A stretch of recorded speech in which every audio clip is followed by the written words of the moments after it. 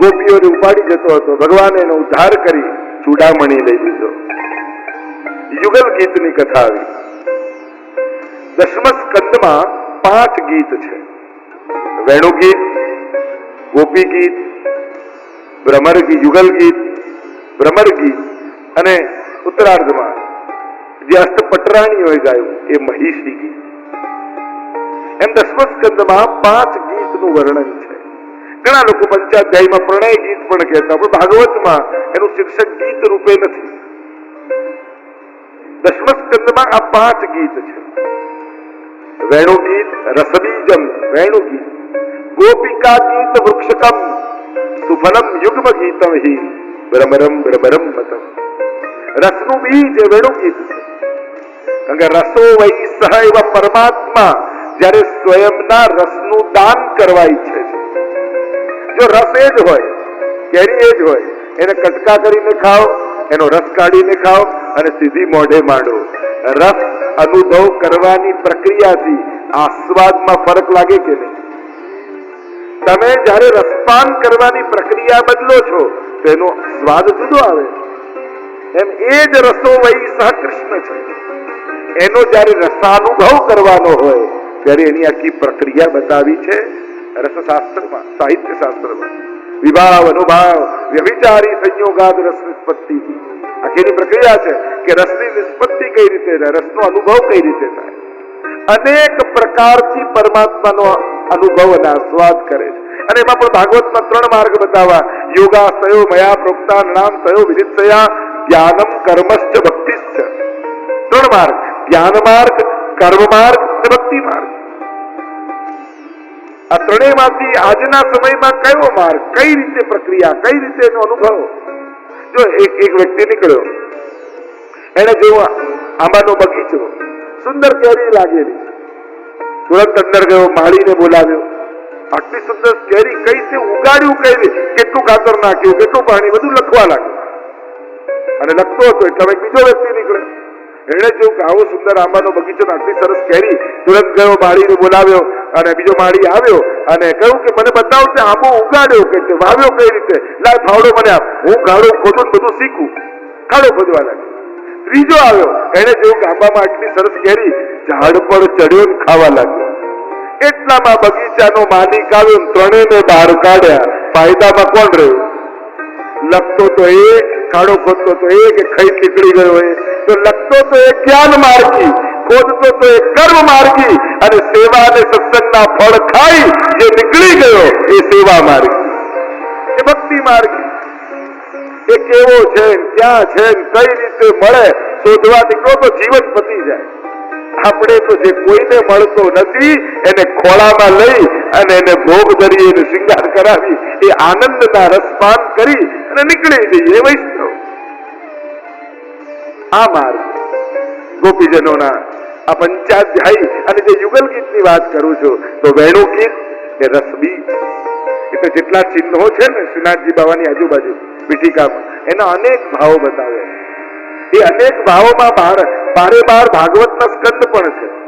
એક ભાવોમાં આ અનુભાવ, વિભાવ, ઉદ્દીપન વિભાવ, આ બધાના ભાવ પણ છે. રસ નિષ્પત્તિ, રસો વૈ સહ કૃષ્ણ છે. અનેક શાસ્ત્રોક્ત ચર્ચાઓ છે, એમાં ન પડતા. રસબીજમ વેણુ ગીતમ. ઠાકોરજીએ વેણુ નાદ કરી દરેકની ભીતર રસનું બીજ સ્થાપ્યું. અને રસ કોણ? પોતે જ. રસો વૈ સહ સુધા સંબંધ ભગવાને કરાવ્યું વેણુનાદ દ્વારા. ગોપિકા ગીત વૃક્ષકમ. અને વિરહ રૂપ ગોપી ગીત એ વૃક્ષ થયું. ભાવ વધ્યો, કારણ કે સંયોગની સાથે વિપ્રયોગ આવી ગયો. અને શૃંગાર રસ દ્વિદલાત્મક છે. ચણો હોય ને એની 2 ફાંક હોય, એને કહેવાય દ્વિદલ. એમ શૃંગાર રસરૂપ પરમાત્મા દ્વિદલાત્મક, એટલે 2 ફાંક વાળા, સંયોગાત્મક અને વિપ્રયોગાત્મક. અને આ બંને રીતે જયારે પ્રભુનો અનુભવ થાય ત્યારે પૂર્ણ અનુભવ થયો કહેવાય. એટલે તો ગુસાઈજીને 6 માસનો વિપ્રયોગ કરાવ્યો ને શ્રીનાથજીએ. શેના માટે?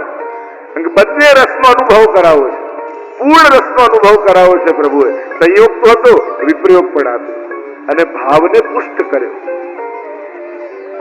એ જ રીતે ગોપિકા ગીત વૃક્ષકમ સુફલમ યુગ્મ ગીતમ અને હવે આવ્યું યુગલ ગીત.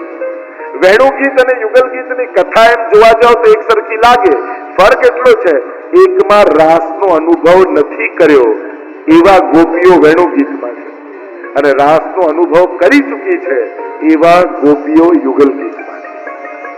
વેણુ ગીત 13 શ્લોકમાં ગાયું ગોપીઓએ. એટલે કે વેણુ ગીતની કથા એ નિત્ય લીલાની કથા છે. રાજભોગથી અનવસર સુધીનો એટલે કે સંધ્યા આરતી સુધીનો સમય, એ સમયની આ કથા છે વેણુ ગીત. એટલે 13 શ્લોક એટલે કે 13 ઘડીની લીલા. તમે હવેલીમાં પણ જોશો ને તો લગભગ રાજભોગથી સંધ્યા આરતી સમયનો સમય પીરિયડ 13 ઘડીનો છે. લગભગ એક ઘડી એટલે 24 મિનિટ. એ જ રીતે યુગલ ગીત એ વર્ષોત્સવની લીલા છે, 12 માસ. પણ 13 યુગલ છે, 2 શ્લોક એક, એટલે આમ 13 યુગલ 26 શ્લોક. તો કે 13 કેમ? વર્ષમાં તો 12 મહિના હોય, તો કે અધિક માસની લીલાનું પણ વર્ણન છે, એટલે 13 યુગલ. વર્ષોત્સવની લીલા અદ્ભુત લીલા છે. જે રીતે પ્રભુ વનમાં પધારે, ગોપીઓને બે શક્તિ આપતા જાય, દૂરદર્શન દૂર શ્રવણ. બપોરના સમયે ગોપીઓ ભેગી થાય અને પ્રભુ ત્યાં જે લીલા કરતા હોય એ દેખાય અને એનું અવગાહન કરે. આ યુગલ ગીત. મહાપ્રભુજી સમજાવે છે કે 3 પ્રકારની સુધા પ્રભુ વેણુનાદ કરીને વહાવે છે. જ્યારે વેણુનાદ કરે ને ત્યારે એ સાઉન્ડ નથી આપવાનો. સાઉન્ડના પાત્રમાં ભગવાને પોતાનો ભગવદ રસ પધરાવ્યો છે, અને એ અવાજના પાત્રમાં, નાદના પાત્રમાં સુધાનું દાન ભગવાન કરે છે. આની કથા વેણુ ગીતની કથા છે. આની કથા એ યુગલ ગીતની કથા છે, સુધા દાન. એટલે પ્રભુ 3 પ્રકારની સુધાનું દાન કરે: દેવ ભોગ્યા, ભગવદ ભોગ્યા અને સર્વા ભોગ્યા. એમ ઠાકોરજી વેણુ જમણા હાથમાં છે.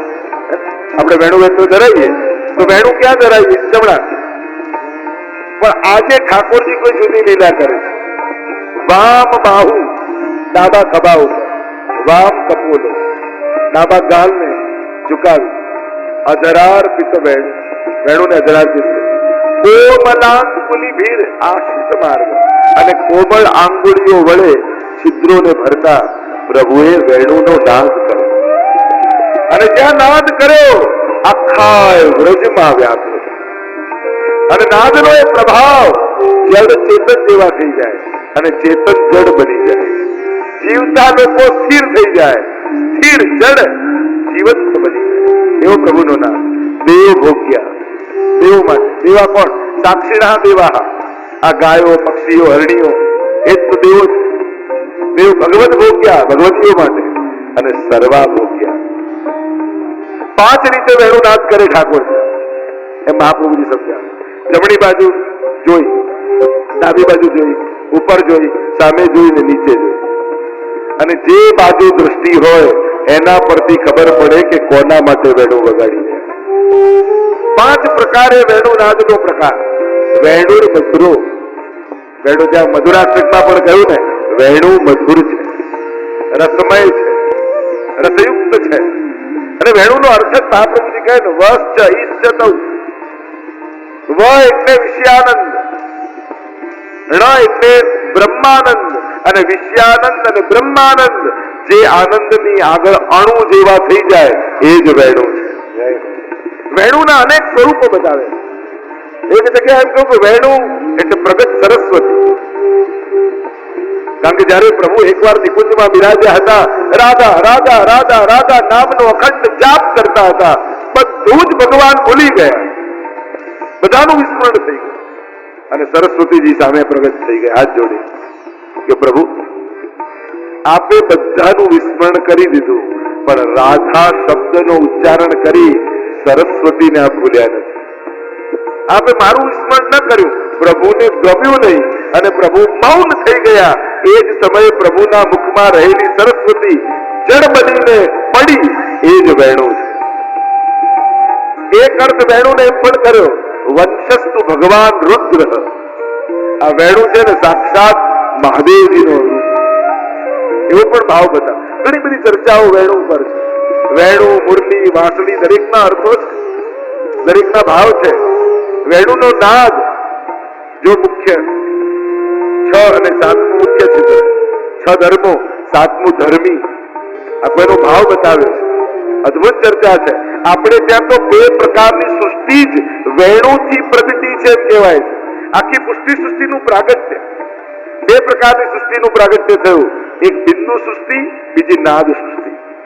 એમ કહેવાય ઠાકોરજી જયારે રાસ માટે વેણુ વગાડી અને જેને સાંભળી અને સાંભળીને દોડતા આવ્યા એ કહેવાય નાદ સૃષ્ટિ. એ બધી વૈષ્ણવી સૃષ્ટિ.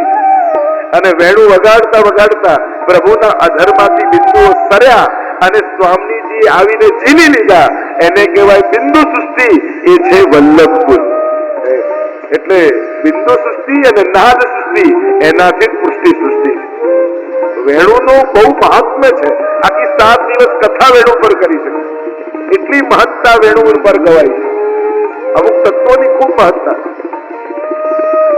આમ પ્રભુ જયારે વેણુના સ્વર ભરે છે અનેક પ્રકારથી જેનો પ્રભાવ ત્યાં થાય છે એની ચર્ચા 13 યુગલ 26 શ્લોક ગોપીઓએ ગાય અને વર્ષોત્સવની લીલાનું વર્ણન કર્યું છે. વંદન કરીએ. યુગલ ગીતમાં બિરાજતા પ્રભુને આગળ અરિષ્ટાસુર વધની કથા આવી, કેસી દૈત્યના ઉદ્ધારની કથા આવી. નારદજી કંસ પાસે ગયા અને કહ્યું, અરે કંસ, તારો શત્રુ બીજો કોઈ નહીં, આ નંદ બાબાનો બાળક જ છે. અચ્છા, હમણાં મારી નાખ. ઉતાવળ ન કરીશ, આયોજન કર. શું કરું? ધનુર્યજ્ઞનું આયોજન કર અને એમને અહીંયા બોલાવો અને પછી મલ્લો દ્વારા મરાવી દેજે, એટલે તારું નામે નહીં આવે ને શત્રુ મરી પણ જશે. અને કંસને તો સલાહ બહુ ગમી નારદજી. કંસે તો કેવી સલાહ આપી નારદજી, મૃત્યુને બોલાવ ને મર. અને કંસને તો બહુ ગમી, હા અહીંયા બોલાવી. કોને મોકલીએ? અને પસંદગી ઉતરી અક્રૂરજી. જો કોઈ પણ ભગવત સેવા મળે પોતાનું સૌભાગ્ય જાણવું. અરે પ્રભુને પધરાવવાની મને સેવા મળી. આખી રાત્રિ અક્રૂરજીને નીંદ આવતી નથી.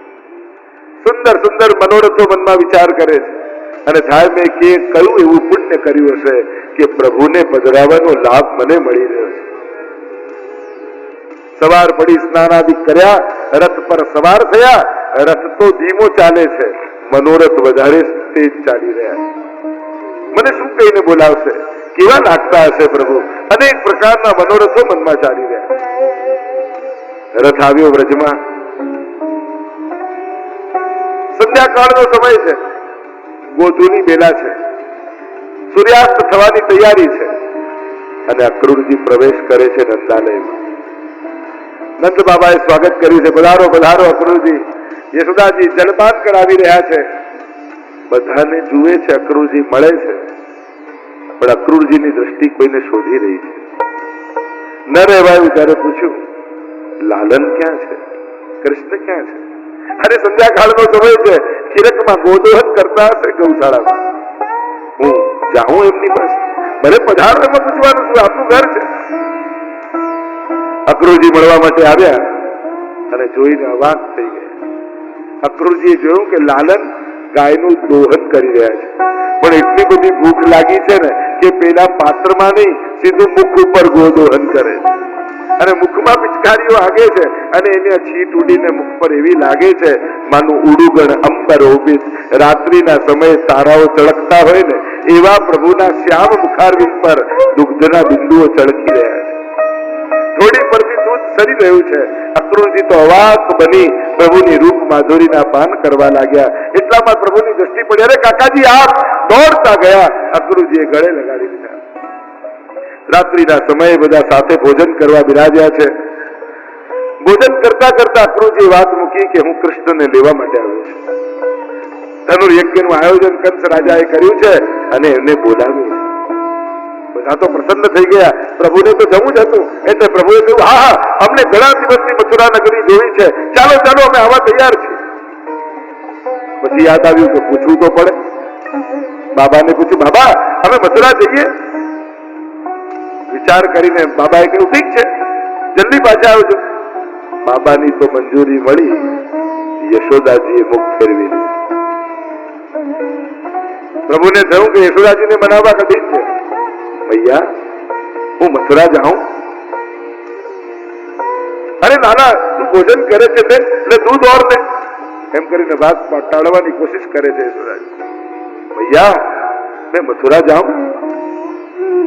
भैया मैं मथुरा जाऊं?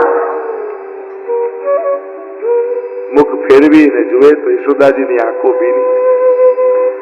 लाला एक रात्रि में तने अळगो નથી રાખ્યો, એમ કરીને તને જવા દો. માં હું વચન આપું છું, જલ્દી પાછો આવી જઈશ. આ માના દિલના કોઈ ખૂણેથી અવાજ આવે છે, બેટા એક વાર તું વ્રત છોડીને જઈશ ને પછી ક્યારે પાછું નહીં આવે. કેમ કરીને તને રજા આપું જવાય? ના માં, તને મારી સોગંદ છે જો ન જવા દે. અને જયારે કૃષ્ણ સોગંદ આપે છે ત્યારે યશોદાજી કહે ઠીક છે બેટા જા, પણ જલ્દી પાછો આવજે. તારા વિરહમાં કોઈ માં રડી રહી છે ભૂલતો નહીં. ના ના માં, હું તને વચન આપું છું, જલ્દી પાછો આવીશ. બીજા દિવસની સવાર પડીને આ સમાચાર તો આખા બ્રજમાં વ્યાપી ગયા. ગોપીઓના ટોળાના ટોળાઓ નંદાલયના ચોકમાં ભરાઈ ગયા. રથની આગળ ગોપીઓ સૂઈ ગઈ છે. નહીં જવા દઈએ કૃષ્ણ તને. પ્રભુ બધાને મનાવે છે, કેમે કરીને સમજાવે છે.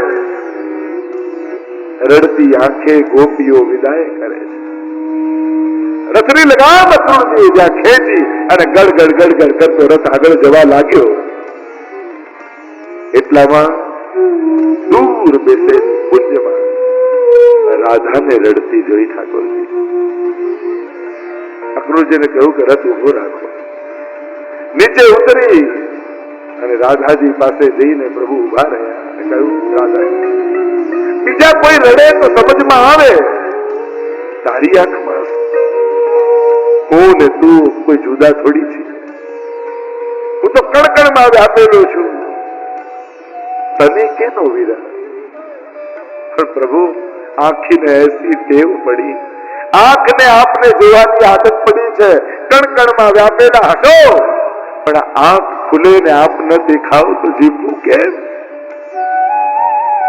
કૃષ્ણ એક વાત કહું, આ કહે દાદા, શું એવું ન થઈ શકે કે આપણે બંને લગ્ન કરી લઈએ? પ્રભુ કહે કે સંભવ જ નથી. પણ કેમ? પ્રભુ કહે કે લગ્ન સંભવ નથી એટલા માટે કારણ કે લગ્ન કરવા માટે બે જણા જોઈએ. હું ને તું તો એક જ છીએ. બે હોય તો આ બધી વિધિઓ થાય ને. આપણે બંને તો એક જ છીએ. રૂપ બે ધરીને લીલા કરવા બેઠા છીએ. બે ભેદ હોય ત્યાં બધી વિધિ થાય, ત્યાં બધા સંસ્કાર થાય. એક જ અનેક રૂપે વ્યાપેલું હોય એમાં કઈ વિધિ કરી? અને વિદા થયા છે પ્રભુ. રડતી આંખે બ્રજ વિદા કરે છે. અહીંયા પ્રભુ પધાર્યા મથુરા. એટલામાં સખાઓ આવી ગયા, દાઉજી આવી ગયા અને કહેવા લાગ્યા કે અમારે તો મથુરા નગરી જોવા જવું છે. મથુરા નગર કી નગર મેં ચલ્યો જાત પાયો હરી હીરા. અને સખાઓ સાથે પણ બધા કહેવા લાગ્યા કે આવા ગામડાના કપડા પહેરીને નગર જોવા કેમ જવાય? થોડા સારા કપડા પહેર મળે તો કંઈક થાય. એટલામાં કંસનો ધોબી આવતો દેખાયો. અને જ્યાં કંસનો ધોબી દેખાયો, પ્રભુએ પૂછ્યું તું અમને કપડા આપીશ? અરે તમે ગામડામાં રહેનારાઓ ક્યારે આવા કપડા જોયા છે? જેમ તેમ બોલવા લાગ્યો. પ્રભુ એક થપાટ મારી, સમજી ગયા આ તો એ જ રામા અવતાર વાળો ધોબી છે. ત્યાં જ એનો ઉદ્ધાર થઈ ગયો. અને જ્યાં કપડા કાઢ્યા, આટલો મોટો પજામો કંસનો, આ તો કોઈ મંડપનો ગેટ લાગે છે કે નહીં? યાર બે આમાં ઘૂસ્યા, બે આમાં ઘૂસ્યા. અરે આ ગામમાં રહેનાર આપને ખબર નથી, કોઈ દરજી મળે તો કામ થઈ જાય. એટલામાં સામે એક દરજી બેઠો હતો. કહ્યું કે તું અમને કપડા ઠીક કરી દઈશ? તો કે કરી તો દઉં, પણ એના બદલામાં આપશો શું? તારે શું જોઈએ છે? તો કહ્યું સારૂપ્ય મુક્તિ. એક વાર વસ્ત્ર સેવા કરી એને સારૂપ્ય મુક્તિ ઠાકોરજી આપી તો રોજ નવા વાઘા જે ધરાવે ઠાકોરજી એના ઉપર કઈ કૃપા નહીં કરે. કહ્યું કે ચલો વસ્ત્ર ઠીક થઈ ગયા, માળા મળી જાય તો શિંગાર થઈ જાય. એટલામાં સુદામા માળી આવ્યો. તું માળા આપીશ? બદલામાં શું આપશો? તારે શું જોઈએ? મારે તો આપના ચરણોમાં અનન્ય ભક્તિ જોઈએ છે.